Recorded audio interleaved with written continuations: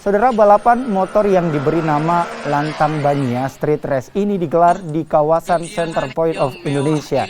Ratusan orang termaksud remaja ikut ambil bagian dalam balapan ini. Peserta yang ikut sudah memiliki SIM dan menerapkan keamanan saat ikut balapan, termaksud memakai helm, jaket, hingga sarung tangan.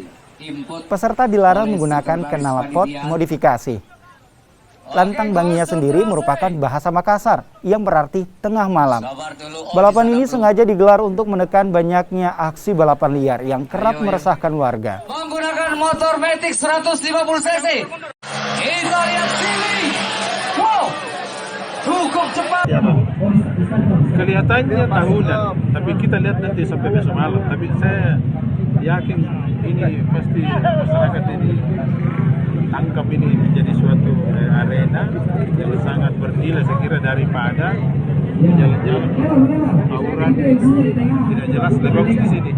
Kalau di sini dijaga semua safety, tidak boleh ada yang ikut balap tanpa memakai helm. Kalau yang liar itu kan tidak pakai helm. Kalau sini wajib pakai helm.